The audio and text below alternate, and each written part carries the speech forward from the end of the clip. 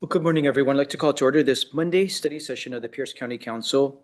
It is Monday, May 20th, 2024. The time is 11:02 a.m. All members are present except for Vice Chair Campbell, who is excused. We're at item number 2, review of the May 21, 2024 regular council meeting agenda. Ms. Long, to brief the council. Thank you and good morning. This is the council agenda for tomorrow, May 21st. It is amended. We'll start with your consent agenda, and you have a couple items here for introduction and scheduling. Under ordinances, you have O 2024-524. This is adopting a new chapter 957 of the code entitled Endangerment with a Controlled Substance. This is for referral to public safety, and you'll be setting the final for June 25th. And the other ordinance is O 2024-525. This is amending chapter 1420 of the code. This is the Parks and Recreation fees. This is for referral to rules, and you'll be setting the final on this one for June 18th. Under resolutions, you have R 2024-167. This is a resolution committing the county to consolidated permit review grant program requirements. This will not go to committee. You'll be setting the final on this for May 28th. This was discussed briefly in rules today, and you'll see as we go through the meeting schedule for the remainder of the week that this will be on tomorrow's study session agenda for discussion. Under final action items on your consent agenda, you have R 2024-162. This is confirming the appointment of a new member to the Pierce County Parks and Recreation Citizens Advisory Board. And R 2024-163 is confirming the appointment of 3 new regular members to the Board of Equalization. There are 5 grants to review. Mr. Bookey will discuss those with you shortly, and if council agrees, those will be added under D. Moving to section 7, proclamations, we have one. It's proclaiming Monday, May 27th as Memorial Day in Pierce County, and this is requested by Councilmember Herrera. Under section 8, there's one resolution. It's R 2024-158S. This was continued from last week's council meeting. It was forwarded as substituted without recommendation at CDEC, on April 29th. And Mike will discuss the amendments and process with you following review of this agenda. Under section 9, ordinances, we have a couple here. The first is O 2024-515. This is vacating a portion of Snellstrom Bush County Road. This was continued from last week's council meeting and is ready for action at this time. This received a due pass at EIDC on April 23rd. Number 2 is O 2024-519, and this is granting a non-exclusive franchise to the city of Ording for the location of sewer lines. This was heard in EIDC on May 14th and received a due pass recommendation. And finally, you have O 2024-520. This is granting a non-exclusive franchise to the city of Ording for the location of water lines. And this was also heard in EIDC on May 14th and received a due pass recommendation. And those are your agenda items for tomorrow's council meeting. Thank you, Ms. Long. Suffice to say, we'll be bringing dinner in tomorrow evening. Seriously. We're going to go to amendments that are on the agenda before we get to grant authorization requests. Let's discuss the, Mr. Kruger, I'm going to ask you to focus on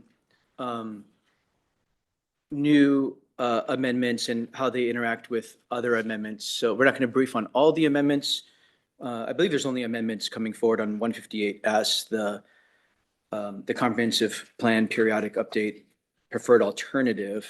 So let's brief on new amendments. Thank you, Mr. Chair, Mike Kruger, council staff. And what I would like to say is that a couple of the amendments that are new are still they're still in draft. And so I'll just mention that there may be a couple of modifications to a couple of existing amendments that council's already seen, and take any questions that you might have in terms of what's happening. And so the very first amendment may be modified. The First Amendment concerns the transmittal timeline for delivering the comprehensive plan and the updates to the community plans to council next fall. The amendment number 1 was sponsored by Councilmember Mello. It includes a September transmittal request for the comprehensive plan, and then an October 1st transmittal request for all the remaining documents to support that work. The department has requested that all of those documents come within the month of October. So sometime in October would be the department's request. Has the department said the beginning of October, the end of October, the middle of October? Oh, They just said October. They suggested striking the specific date, and they've just said October. That's, and for the record, for council, so council can understand, that's what I'm afraid of, that the council receives something on Halloween or shortly, close to Halloween. The point is to get it as early as possible. So more, potentially more work to come on a one. So right now we do have a one, again, with a September 1st and an October 1st date certain that's described. So there, I don't know, there may be some movement on that, I suppose. And I just wanted to share that because it is a department request. And there's one additional amendment that I'll mention. It's a department request here in a moment. Amendment number 2 concerns short-term rental housing. And all the council has seen the volume of emails that have come in regarding short-term rental housing. There's an amendment that's co-sponsored by Councilmember Morell and Councilman Denson that would take us back to the executive's preferred alternative on that item. So it would basically just eliminate the additional criteria that were added in at CDEC related to short-term rentals and go back to the original Planning Commission department executive preferred alternative. So that's short-term rentals.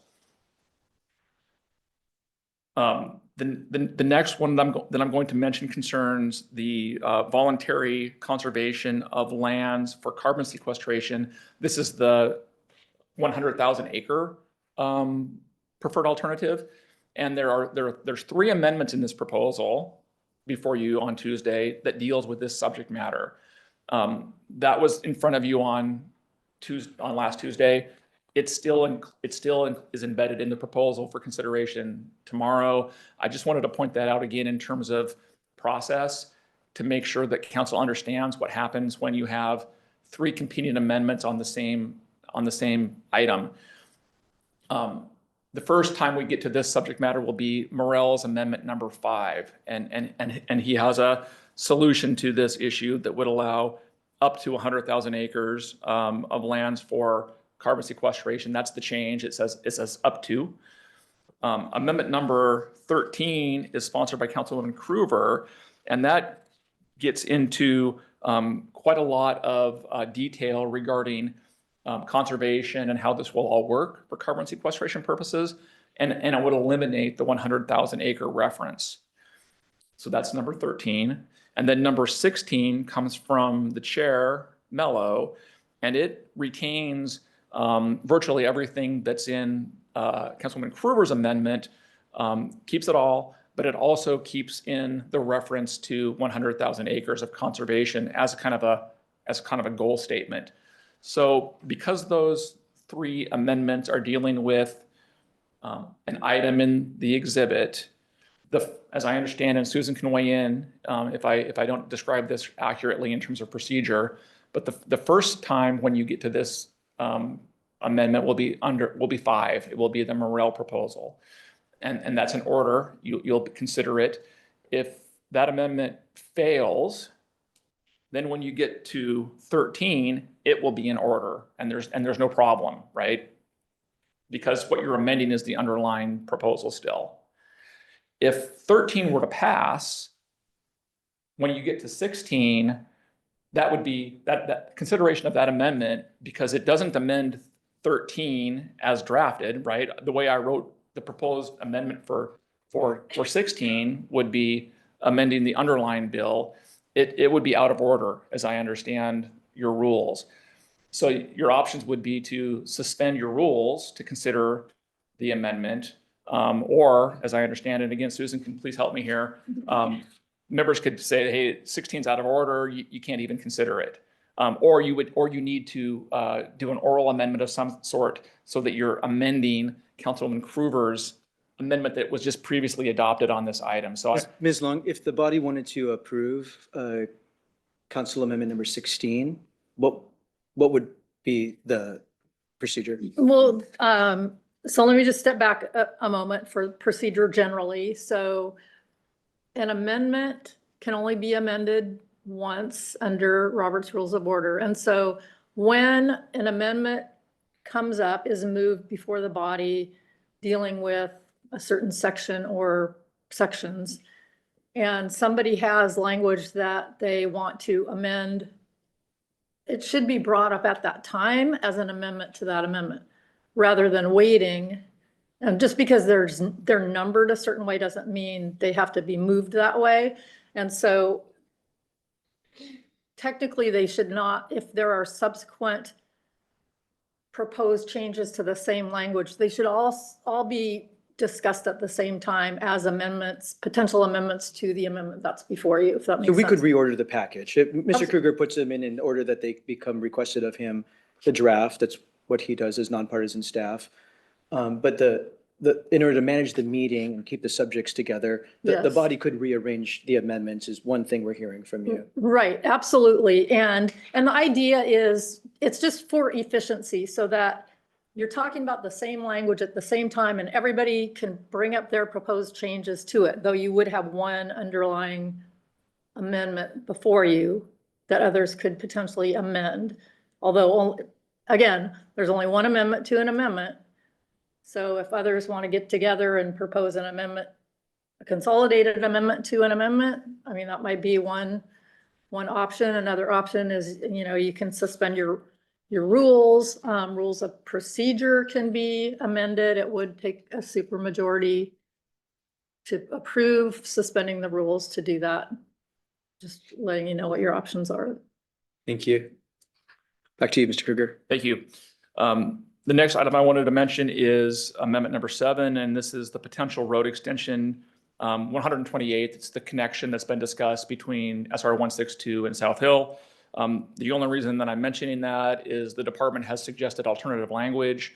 The alternative language that's been suggested by the department would eliminate kind of the preference for 128 as being the potential solution, other than military road, which is in the proposal now.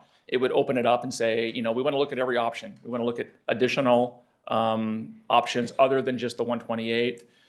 I'm sharing that because the department has suggested this and asked for this amendment, but right now I don't have a sponsor for that change. So what's in the bill or in the underlying packet is the item number 7 that was initially proposed by council.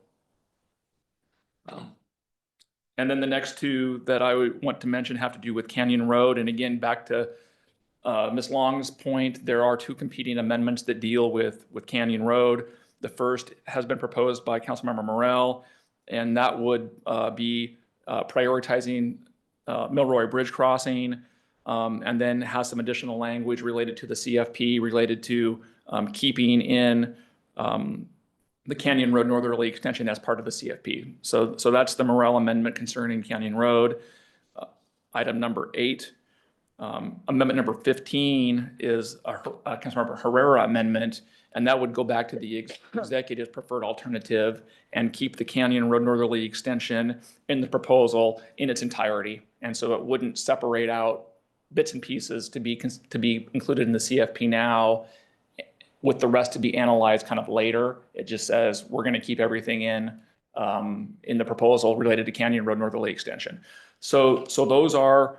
And again, they're in the proposal. There's no changes that I see coming related to those 2 items, but I just wanted to kind of give you a heads up that, to Ms. Long's point, if number 8 were to pass, number 15 could be out of order or could be further complicated because you can only amend the amendment once. And so with that, Mr. Chair, I have no other comments. Happy to take any questions. Thank you, Mr. Krueger. The public hearing last week was really useful to all of us, and certainly, we treated the community forum like a public hearing. So we got lots of good feedback from the public, and I know members continue to take this work incredibly seriously. Thank you for supporting us, Mr. Krueger. Are there any other questions about the amendments that are in front of council tomorrow? We'll discuss again tomorrow because I suspect there'll be these refinements on some of what Mr. Krueger has given us the heads up on. So we'll discuss again tomorrow. But any questions before we leave this topic this morning? Councilmember Cruver. Thank you, Chair. I'm wondering if I couldn't get kind of a map of all of the acreage areas that are eligible for the 100,000 sequestration, where they would be located, looking at to the east versus the west. I don't think, I mean, the map would be of the entire county. Mhm. So that's the map. Like where, well, I doubt there's any in downtown Tacoma. Or would there be something eligible? We don't regulate things in downtown Tacoma. So the way that this amendment is structured is areas that the county regulates. So unincorporated Pierce County, looking for opportunities to conserve properties, farmlands, forest lands, and whatnot, to somehow get to, as Councilmember Morell would put it, up to 100,000 acres. As you've suggested, there is no 100,000. It's just, this is the goal for conservation purposes. Could be less than 100,000, could be more, but it's all of unincorporated Pierce County where we're trying to do this work. And then to Councilmember Mello's amendment, it would be using the 100,000 acres kind of as a loose goal. So again, it's not any location specific. Like I can't point to a map that a constituent might, come in and say, hey, Mike, can you show me where in the county we might be prioritizing this 100,000 acres? No such map or exhibit exists other than all of unincorporated Pierce County. And I didn't notice if it's going to be an acre here, 5 acres there, 100 acres there. Yes. Kind of thing. Yes. Thank you. Thank you, Chair. I would just add, the Sustainability Division of Planning and Public Works has indicated a number of times in briefings, they are working on what they call the Land Conservation Plan. It's direction we gave through the Sustainability Plan. And so they're actively working on that. And that is a major part of the blueprint of where this comes out of and which areas would be of high interest and opportunity. And the vast majority of the opportunities are voluntary. They're voluntary. They're voluntary. And so the conservation plan is forthcoming from the department. Councilmember Morell. Thank you. And just to follow along on the discussion, would this include parks? Sure. So- Parks, critical areas. Okay. Yeah, So shoreline like areas. Point Defiance Park in an urban area would then qualify for 500 acres or whatever. I mean, that's not, so like, again, the way that this is being set up in the comp plan is it's unincorporated territory that we're looking at. Right. But obviously, tree retention within an urban area is a pretty high priority compared to something out by Mount Rainier, which is, a long ways away from where the carbon is produced. So, or CO2s, but anyway, thank you. Thank you. Councilmember Krueger. Thank you, Chair. That's interesting. I'm wondering on, shoot, I was losing my train of thought listening to you. Oh, shoot. I'll have to come back. I'm around all day, Okay, so. I'll ask you. Oh, I know. It was in regards, just to clarify a bit on the voluntary, yes, it's voluntary. But when I hear the story of someone that they either feed their cows or sell a conservation easement, they had to feed their cows. And so it really wasn't all that voluntary. Just sometimes there's duress. So anyway, thank you. Well, thank you. Anything else on amendments? Okay, thank you, Mr. Krueger. So we are at grant authorization requests. There are a number that are in front of us in the study session packet. Mr. Boki, let's begin briefing. Thank you, Chair Mello, Paul Boki, council staff. There are 5 grant notification requests for your consideration. The first is the Law Enforcement Vehicle Pursuit Technology Grant. This is from the Washington State Department of Commerce, Sheriff's Department, Sheriff's Air Operations Unit is making the request. This grant application is due on Monday, next Mondays. The anticipated decision date is July 1st, 2024. Grant amount request is $250,000, which I believe is the maximum that they can ask for. There's about $1.4 million available statewide. Purpose is to replace the Sheriff's Department airplane's non-operating GPS mapping system. The current camera mapping system has exceeded its technology life cycle, and operating software no longer functions in providing a map overlay. And Chief Lundborg is here to answer and speak to this grant and answer any of your questions. Chief Lundberg, good morning. The Public Safety Committee of the Council had the opportunity to see some of the obsolete technology that we have in this regard and the need for this kind of updated technology as it relates to safer vehicle pursuits, especially in urban areas. What do you have to add, Chief Lundberg? Well, first of all, thank you for having me this morning. Chief Wallen is on vacation, so she would normally be doing this. So I wasn't exactly sure what I was supposed to say, but it sounds like most of it's been said. But I would like to add that obviously from some of the presentations we've done, you've seen some of the video from Guardian One, from King County's helicopter, from Smokey, from Washington State Patrol's fixed wing aircraft. You've seen the video overlays of the mapping system that we're looking to get to as well. Our system just does not work, which really makes our air operations obsolete for any kind of overhead support. Obviously, we still use it for search and rescue operations, but being able to finally pinpoint where someone or something is very difficult with the current system that we have, or the system that is not working. I mean, Thank you. I think that's about all I've got. Thank you. Are there questions or comments for Chief Lundberg? Councilmember Herrera. Thank you, Chair. Just to dive a little bit deeper for the public, why is it so important to have this overlay? And this overlay, if I understand correctly, is a map as they're looking down, so they can see the exact street that that person is. Why is that important to have that information for boots on the ground that are maybe following or trying to apprehend? Thank you, Councilmember Herrera, for asking that question. It is a good question because we need to be able to have someone in the sky, in the air, tell us exactly where someone is.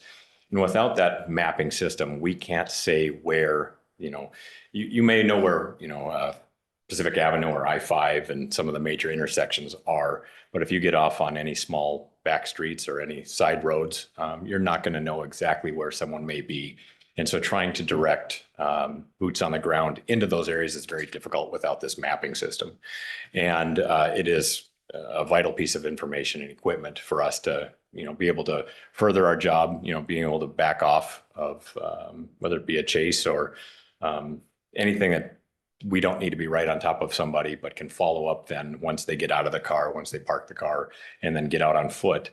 If they're jumping fences and things like that, it makes it very difficult if you are up in the sky to try to narrow down where something or someone is. And so this mapping system will allow the person in the plane to direct someone exactly to, 128th Street or whatever it might be, and then a certain address, maybe where the house is. So it's good technology for us, and it's a regional asset for everyone else as well.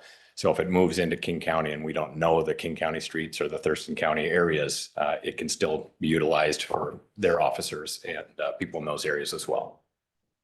Thank you, Chair. Thank you. Councilmember Denson. I just had a quick question about the plane that you all use. How often is it in the air? And do you have a pilot kind of ready to go at any point if they need to be deployed and get that plane into the air? So currently, we are down a pilot who has retired. We do have pilots in-house, but it's a matter of, having someone available. And so less pilots, less opportunity to get it up in the air. And it just hasn't been as valuable a tool as of late with the system not working. And so I know there's a current MOU that's been drafted to try to incorporate. The city of Lakewood has some potential pilots that are interested in helping And so working cooperatively with some of our local agencies to supply a pilot would be beneficial, but it's got to go through, the legal and risk management and others to make that a possibility. So pilots are harder to come by. The TFOs, the tactical flight officers, they can be from within our agency. We have several of those, but it's just a matter of getting pilots available. So hasn't been up as much as we'd like, that's for sure. Okay, just curious. Thank you. Thank you. Councilmember Morel. Thank you, Mr. Chair. I'm going to launch into latest, greatest technology using drones to follow these operations. Have you looked into using some of those systems? So I will be the first to say I'm not the expert on drone technology. We do have drones available within the agency, and lots of the local agencies do have drone systems and drone pilots. It's just how far they can fly, that I'm not sure of, the capabilities of some of these, how fast they can go to keep up with a vehicle that's going from one agency or jurisdiction to another. And then the availability of, how many would be out on a given day or evening.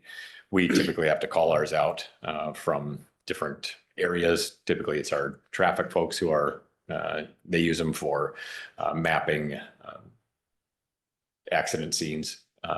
But I don't have a whole lot of other information that I can say for, going and following along a pursuit or something along those lines.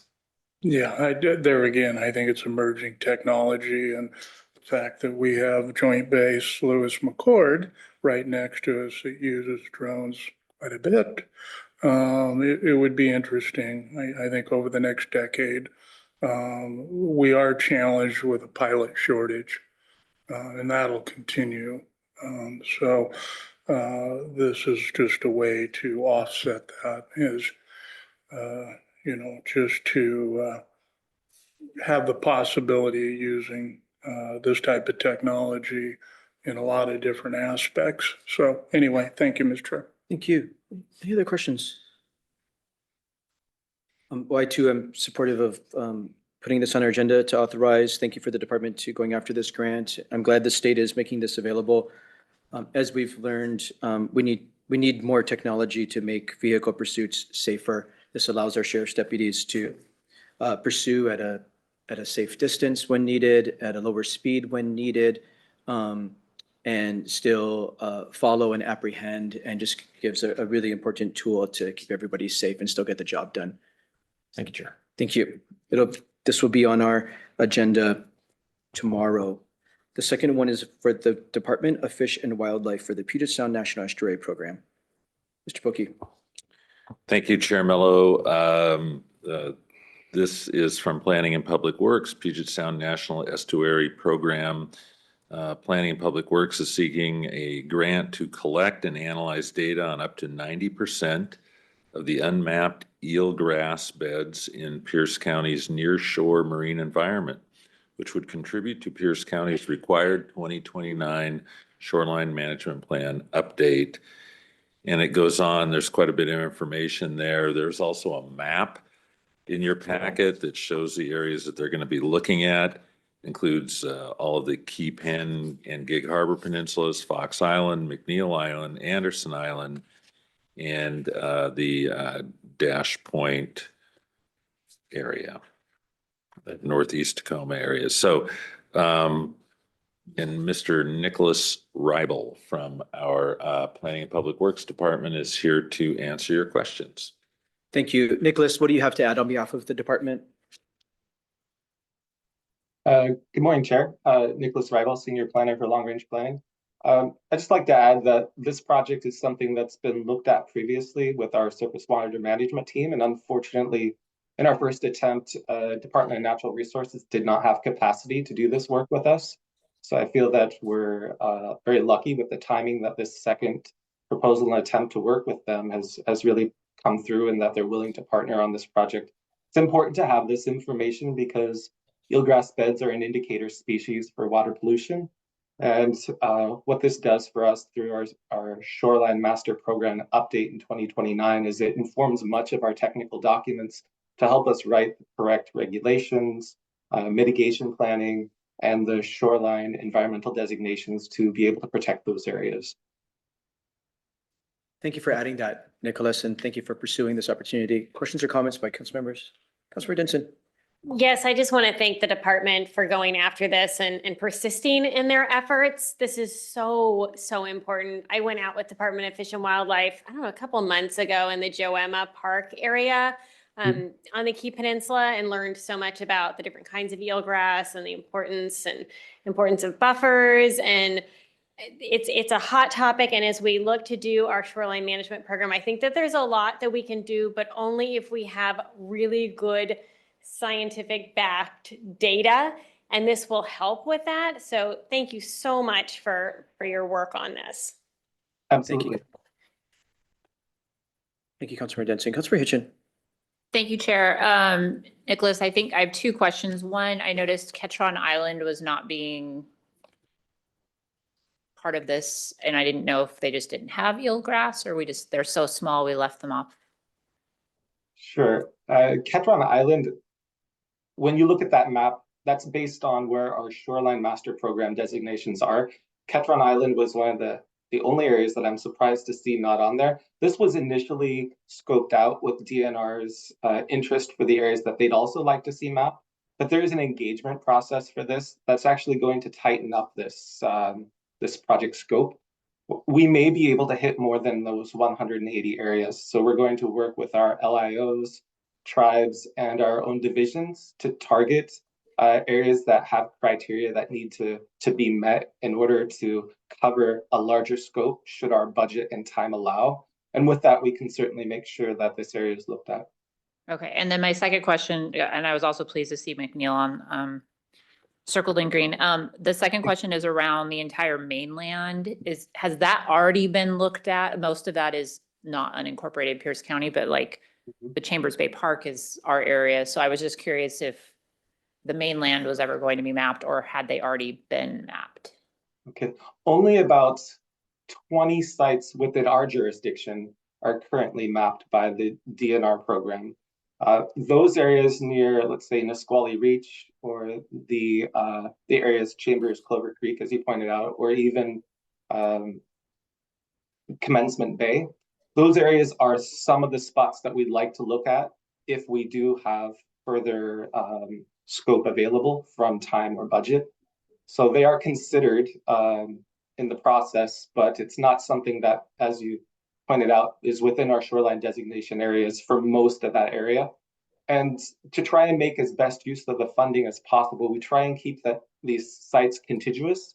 That allows for us to reach more sites doing the mapping process, because that site was kind of all the way off on the other side on the mainland, and everything else is north, as you'd see, towards Key Pen and Gig Harbor Peninsula areas. We just had to select and choose initially in this project scoping which areas we could get to based on that time. Okay, thank you. Thank you very much, Chair. Thank you, Councilor Herrera.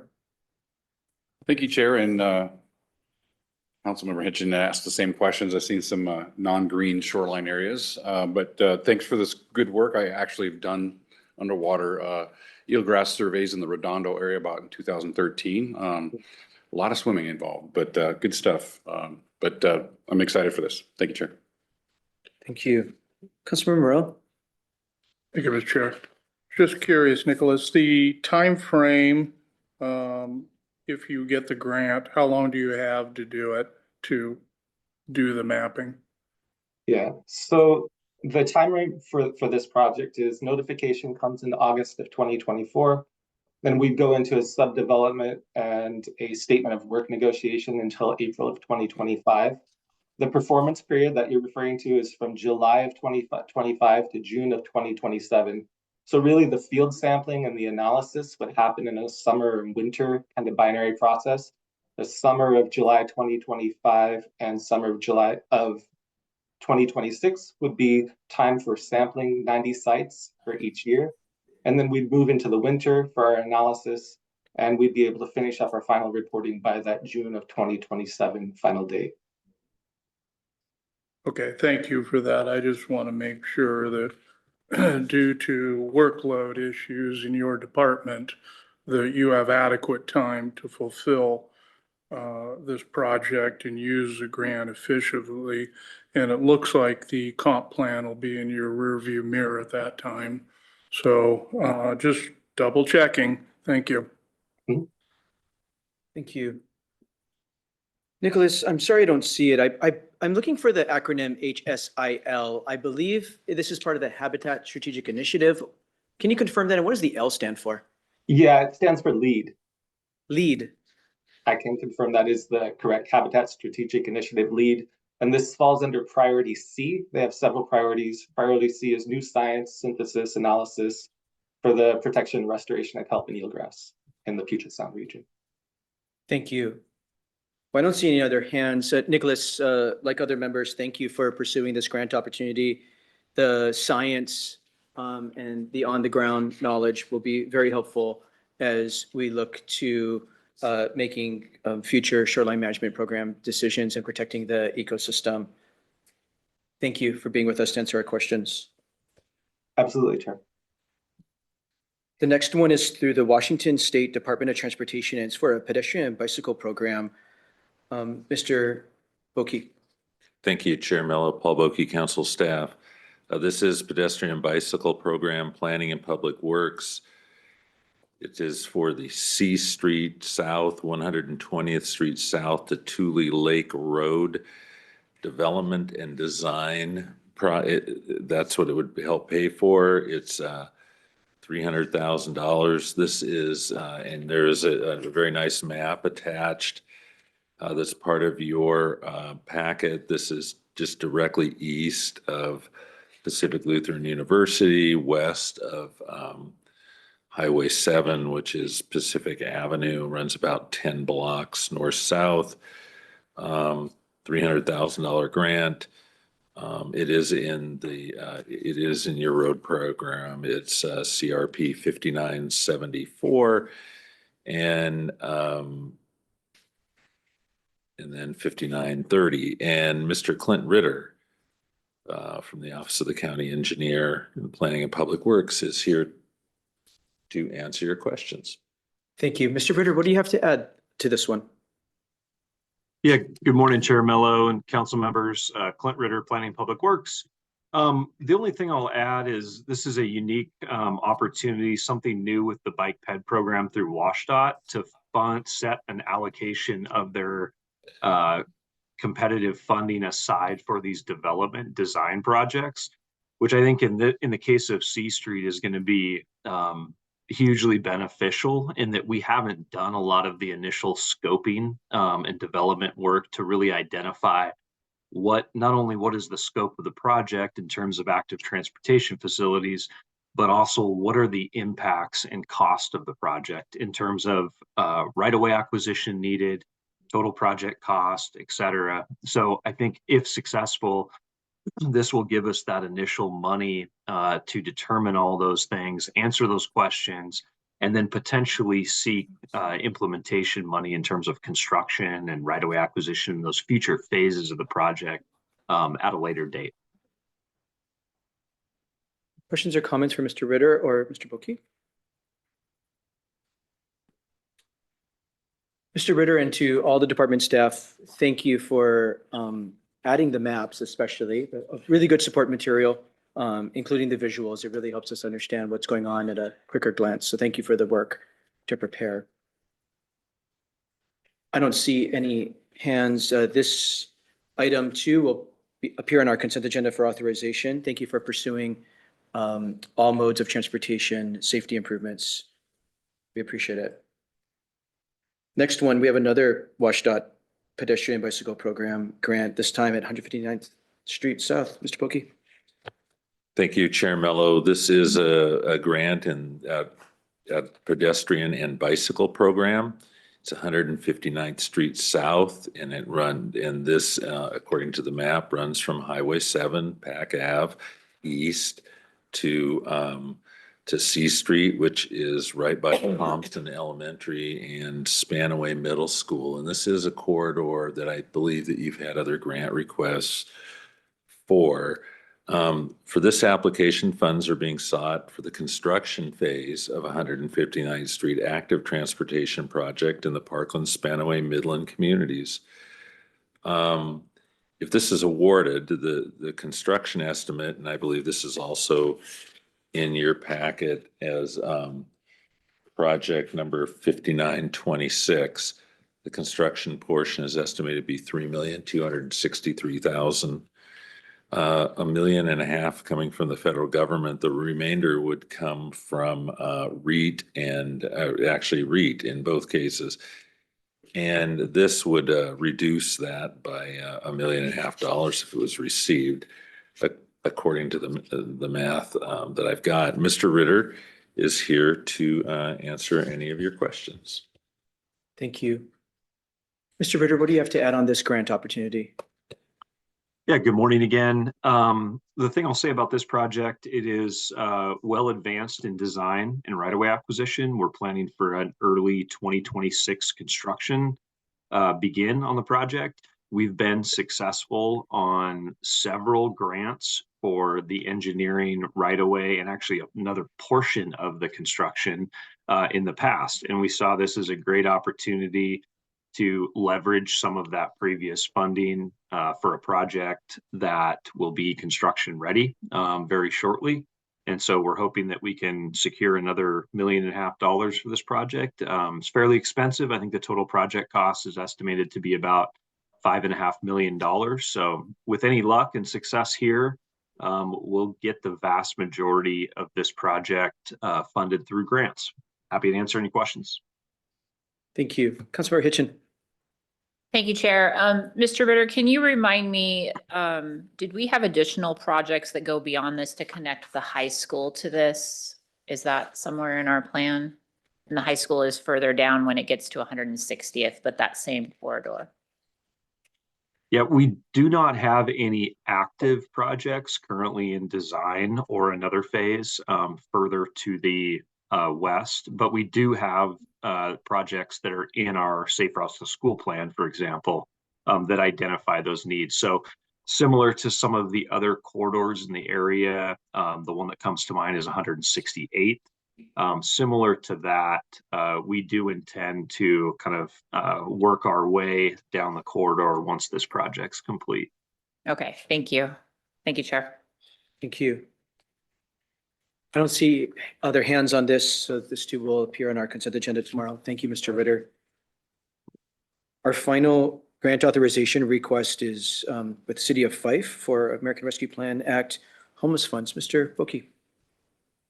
Thank you, Chair Mello. This is the City of Fife. The city would like to transfer $1 million in coronavirus local fiscal recovery funds to Pierce County Human Services Homeless Housing Program on or before July 1st, 2024. And there are some other items involved in this agreement. So Ms. Heather Moss, the Director of the Human Services Department, is here to explain it. Thank you. Director Moss, good morning. Good morning, Mr. Chair, members of the council. Thank you for having me. Heather Moss, Director of Human Services for Pierce County. In response to Paul's opening comments, this is seemingly straightforward, but it's connected to a couple of other actions. So the City of Fife, in their planning around the ARPA dollars, indicated that they wanted to spend some of their funding on homeless services. And their original intention was to work on a project within the City of Fife. Tangent or concurrent with that, we had, as you all might recall, we made a proposal to Congress, specifically to Maria Cantwell's office back in 2022, to fund the purchase of a hotel in the Fife community for homeless services purposes. Between the time that we applied and then the time that those dollars were awarded, circumstances changed, and it ended up that we were not in a position to buy a hotel. So we worked. Alice and Dale and I worked over much of last year to work with not only Senator Cantwell's office, but also officials at HUD, and then of course our authorizers here in Pierce County to pivot so we can keep that award, even though we're not moving forward with the hotel, to fund the Fife project that they already have in place. So if you haven't seen it, I encourage you to go take a look. But Fife developed its own homeless response program where they have on-site housing and training and sort of work experience program connected to their parks department. So it's a very successful program. They started during COVID. They originally had intended to use some of their ARPA funds to fund that project. But since we were able to pivot this federal funding to fund their project, it looks like for 6 years now, from 2025 to 2030, they then determined to use the ARPA dollars to bring back to, or to give to the county, so that we could put that into our HHP NOFA. The HHP NOFA, as it turns out, is almost ready. I think it's in EDS now, getting ready for your review and approval. So because we have made those awards, we have conditionally awarded this $1 million to projects across Pierce County for homeless services that are set to start on July 1st. So hopefully I didn't make that more confusing, but there's lots of pieces connected here. I think you explained it well. Thank you, Director Moss. Thank you for finding leverage and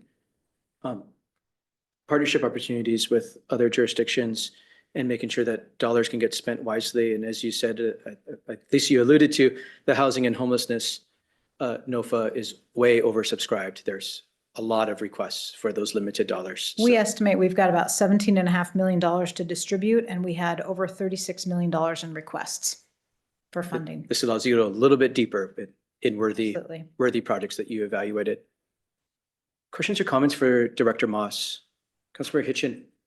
Thank you, Chair. I just wanted to make sure we've run into this in the past with additional dollars coming into either through the budget process or into an RFP process, and just that this will seem like it was written into the RFP and all is right with the world. Thank you for asking that question. You're right. That has been a challenge for us in the past, and we have worked closely with the finance department to make sure that we have appropriate language in our NOFAs that gives estimates of not only the amount of funding, but the sources of funding. So it gives us a little bit of leeway if we come into additional dollars between the time we issue the NOFA and when we're ready to award those dollars. Okay, thank you. Thank you, Chair. Thank you. Other questions or comments? I don't see any. Thank you, Director Moss. You're welcome. Thank you. Mr. Boki, those are all the grant authorization requests I'm aware of. Thank you very much. Ms. Long, anything else for the regular meeting agenda tomorrow, May 21? Nope. I don't see hands by members. So all 5 of those grant authorization requests will be on the consent agenda tomorrow. That moves us to item number 3, review of committee agendas for the week. Ms. Long? All right, thank you. So this afternoon, there is a Community Development and Environment Committee meeting, and there are 5 presentations on that agenda. Their first up is Long Range Planning Division Work Program. All of these presentations, by the way, are with Planning Public Works staff. And next is the 2024 Comprehensive Plan Periodic Update. Then we have the Permit Workflow Improvement Project Report.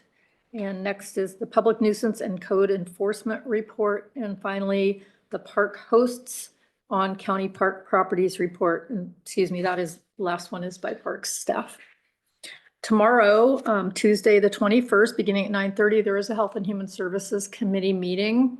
There's 1 proposal and 3 presentations. The proposal is O 2024-523. This is amending section 448.020 of the code. This is relating to special revenue funds. This has a final action date of June 11th. Then we get to the presentations. We have the Parks Department Youth Summer Programs with Director Miles. Next is the Metro Parks Youth Programs with several of the Metro Park staff. And then finally is the first 5 fundamentals with that agency's staff.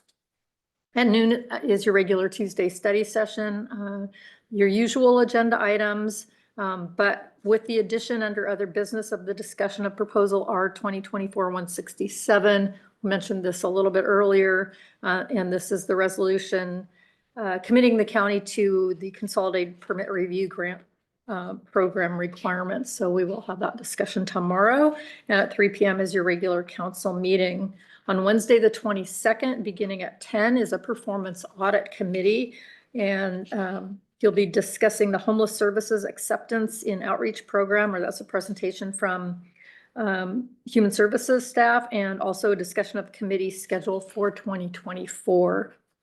At 1:30, there is a select committee on homelessness this Wednesday, and there are 3 discussion items or presentations. We have the review of the county's cold weather response with emergency management. Next is a preview of the county's warm weather and wildfire smoke response, also with emergency management. And finally, you have the Unified Regional Approach update that will be with Ms. Merrick from council staff. So those are the meetings for the remainder of this week. Thank you. Are there any questions about the committee agendas for the week? Seeing any? We're at item number 4, discussion of administrative items. Ms. Murray, good morning. Good morning. Pleasure to be back. Julie Murray, Chief of Staff. I'm going to be short so that you can get to the legislative report, but I know in my absence that there was the promotion of Mike Kruger to the Principal Policy Analyst position. I wanted to let the members know that Erica Rett-Hunt will be joining us as the Senior Policy Analyst position on June 10th. In addition, on June 10th, we will also have our 2 interns that are coming for the summer. We had originally scheduled only having 1 intern. Her name is Mina Hassani, and she has a background in environmental issues and will be assisting Mike Kruger with issues related to the comp plan. We'll find a project that is sort of tailored to her. Given the scope of that, I'm sure there's something that we can provide her. But we also decided to do a second intern. His name is Tyler Zamora. And we had that opportunity because of Nathan Schumer's absence. We are accruing some vacancy savings while we're doing that hiring, but there's also a need that Mr. Vetter has for some assistance. And so this gives us kind of a very good timeline in terms of the intern program, is that we will likely have, or knock on wood, Nathan's position filled by the time the internship program is over. So this kind of gave us just an opportunity to give another young person another opportunity here.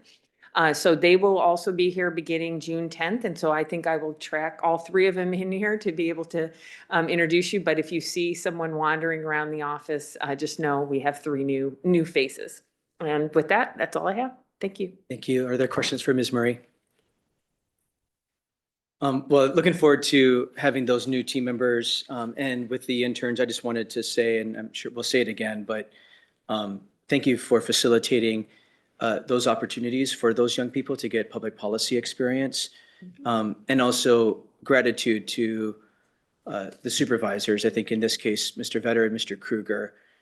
Having interns can be very helpful to add capacity and bring some new energy into the work. It's also not without a lot of energy to support a young person, often their very first professional experience. So thank you to those staff leaders who are making those professional opportunities available to these young people. Thank you for facilitating that, Ms. Murray. Well, let's go to other business then. We're at item number 5, other business, and we have with us a final 2024 legislative report. We're going to go straight to Mr. Shaw. Is that okay, Mr. Taylor, or do you want to? Okay. Mr. Shaw, our legislative consultant, is with us to give us an update to wrap up the 2024 legislative report. Good morning, Mr. Shaw. Morning, Mr. Chair, members of the council. Again, Michael Shaw. Again, the session 2024 ended on March 7th, so we're a bit past it. Before I jump in, I just want to thank Bryn Brady. She stepped in for me when I had a medical issue, and she was, I want to thank her for her contributions and for being able to step in for me. Again, it was a 60-day session. When we started, there was 3 major challenges. Some of you probably recall the criminal justice workforce, big challenge. Infrastructure inflation costs, particularly 167, there were some challenges we were starting with the session, and always behavioral health. State had True Blood, the lawsuit, and of course those fines were racking up. Now there was an opportunity because the Climate Commitment Act was bringing in more money, about $1 billion more than they expected, so we thought there'd be some opportunities there. Now, the legislature passed about 379 bills. To give you an idea, and 234 of those were unanimous votes. A usual short session is about 315. So they were actually very productive. It didn't have the drama of last session, of the session prior, rather, that they finished, they got the budgets done, and that last week they just kind of got their business done and left town. Of these bills that they did pass, the effective date for most of these bills is going to be June 6th. So that's when we'll see the effective date for these bills. Now, they started the session having to get the supplemental budgets done. There was a modest increase in the forecast for the operating budget, but they had some challenges, as I mentioned, on the infrastructure side, on transportation. They were about $56 million down in their traditional funding sources, those gas tax and embeds and such. And so we knew there was going to be some challenges there. On top of all that, we had, which was unusual, 6 initiatives to the legislature. Now, they ended up passing 3 of them, and 3 of them are going to go to the ballot in November. But that was kind of unusual because it cast a shadow. Now, another thing that casted a shadow is the November election coming up, because this will be the first time we'll have the governor's office will be open, the attorney general's office, insurance commissioner, public lands. And there are a number of legislators who announced that they're running for these other offices. Of course, the congressional office, the 6th congressional district is also being open. So I guess if I was to summarize all this, there's going to be a lot of change next session. There we have 7 legislators running for these other offices, another 18 that have announced that they are not going to run for re-election. Now, last time I talked to you about in 2022, I mentioned, gosh, such a big turnover. We had 40-some legislators. So this is just continuing that. And what you're seeing is a drain of knowledge out of Olympia. And a lot of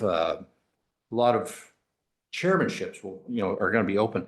The filing deadline was May 10th. So there's no real surprises. I was kind of watching that to see if some folks would kind of fail to file, but not much there. But there was a court case that dealt with redistricting, particularly in central Washington. And that was particularly the 15th district, but it really impacted about 13 other districts around that. And to give you an idea, one of the impacts was Representative Gina Mossberger for another. She was a House Republican, 14th district, but she was redistricted into the 17th district. So she decided not to run again. And that has had some impact. So a lot of changes. Just real quick, because I realize we're short on time. I talked about the initiatives. The ones they did pass was the initiative 2111, which limits the state and local governments from imposing an income tax. Initiative 2081 that dealt with K-12 and parental rights in public education. Lastly, there was initiative 2113 that they passed, deal with vehicle pursuits. Now, the ones that are going to the ballot are 2117. This is a repeal of the Climate Commitment Act, which is kind of going back to what we thought would be an opportunity turned into a challenge, because that put all that money under this cloud of what will happen come November. There's initiative 2109, repeal of the capital gains tax, and lastly, 2124, which is allowing an opt-out of the long-term retirement program that the state set up, which is on some questionable financial footing. So if you do this would probably be a stake in his heart. Because of all those changes I mentioned, all these folks who are retiring, and these are not longtime former Speaker Frank Chop retiring, our own JT Wilcox retiring, Linda Wilson, Senator Linda Wilson, who's the ranking member on Ways and Means, retiring. All these folks, so there'll be some substantial changes in the look. And how will that be reflected? Well, there's a number of bills that died in Senate Ways and Means, for example. There was one that dealt with rent control. There was one that dealt with transit-oriented development. There was one that dealt with prejudgment interest on lawsuits. And they all died there because there was this core of Senate Democrats who voted with the minority party to stop a lot of these bills. Well, those folks are running for other offices, so they won't be there. So that will change that whole dynamic. There, of course, I mentioned the Climate Commitment Act. Climate Commitment Act generated about $5 billion over the 16-year period of the Move Ahead Washington transportation package. So if that goes away, they have this major hole. I think next session, they're going to have to deal with transportation in a substantial manner. Because I don't believe the transportation budget past 4 years pencils out. They got to get in there and do some substantial work. So that's next session. And looking at time, we had 4 specific priorities going into the session. One dealt with civil conversions. You might remember that the DSHS said they would not take what they call felony flips and what have you. They would not accept those. There were some litigations. They backed off on that. So that kind of got dealt with. The other big priority was 167, defending the funding, because I mentioned the inflation, the cost increase. I think the cost increased over 200, almost $300 million on that project. We were very successful. We actually got another $794 million for the gateway projects, all in this biennium and next biennium, which means that's actual real money. So we had success there. Now, Climate Commitment Act, we had some success, but again, I talked about that initiative. We were able to get the LB Hills State Forest to get some money there to help with climate sequestration. I'm sorry, I knew I was going to have a problem with that word. Pierce Transit was able to get some project. There was a kids ride free on the county ferry. Unfortunately, if the CCA goes away and if that initiative passes, that money goes away as well. There's no void clauses tied to that. The last priority we had long-term funding capacity and stability for counties. There was one bill that would dealt with the property tax. That was Senate Bill 5770. That did not make it out of the Senate. And so not much happened there. Now, of course, we had our usual 6 categories, and I've, in the report, went through each of those categories and tied in bills that touch on those in our priorities. I'm not going to go through, looking at the time. Let me just touch on public health and human services, on behavioral health in particular. They added 72 beds at the Olympic Heritage Hospital for the state and another 30 beds at Western State for forensics. They did some things in the budget with regards to rates and trying to get workforce for behavioral health and conditional scholarships. They did a lot of stuff there. In criminal justice and the resources there, I think the biggest thing they did was BLEA, investing in the training for not only our corrections officers, but for the deputy sheriffs as well. There is 4.4 million plus to cover that to cover the local government costs associated with that, and plus adding more classes. So that was a big win. Again, going through this real quick, housing and homelessness. They did some things on the middle housing. They did some things on co-living housing on that bill. They didn't get past the Trans-Jordan Development Bill that I mentioned, and they didn't pass this big state REIT increase that would have funded affordable housing. That died in the House. So will those bills be coming back? I think the Trans-Jordan Development Bill certainly will. On the REIT bill, one of the big folks behind it was Frank Chop. So he's retired. So what will happen with that? Who will take that bill up? I don't know. Going back to, I'm sorry, I'm racing through this. Environmental stewardship, again, the LB Hills State Forest, the carbon sequestration program, I've already mentioned, but they did some minor things on the edges on urban growth areas. They did some things on LAMRIDs. Those are limited areas of intensive rural development. They did some minor things there. But with that, again, it was a 6-day session and they got done on time. I have a list of all the infrastructure things in the document, hopefully that you have before you. I'm happy to answer any questions, seeing that I'm now past the hour, talking as fast as I could. Sorry. You did a great job of, in 10 minutes, summarizing a 60-day session and really significant priorities and progress for Pierce County. We didn't get everything that we asked for, but we made a lot of progress thanks to your support. Thank you. Again, I guess if I wanted to leave you with one thing is next session, again, new governor, new executive branch and all the agencies. We have a new director in the county association. Derek Young, of course, has taken over theirs with Eric Johnson's retirement. With all these new faces, it'll be a very interesting next session. Can't wait. All right.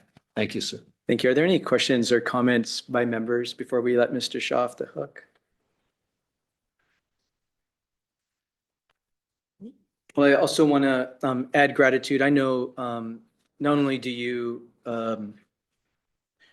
really lead our work and are on the ground for us in Olympia, and we get to see you often and check in on the detail. We're really grateful, Mr. Shaw, for your expertise, your relationships, and your ability to help us navigate. But also Mr. Taylor on our team plays a really important support role in making sure that there's information that gets to you. He's often scrambling, and we're very grateful, Mr. Taylor, for all the work you do to keep the work moving. Thank you, Mr. Shaw. Thank you.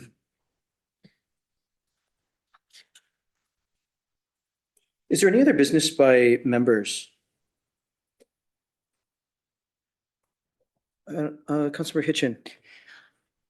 Thank you, Chair. Speaking of the retirement of Eric Johnson, just wanted to share at the event, Wasac Board, we actually read the proclamation. So thank you, Ms. Murray, as a tribute to Eric. And it was well received. So I just wanted to share. Thank you. Thank you for doing that, Councilmember Hitchin.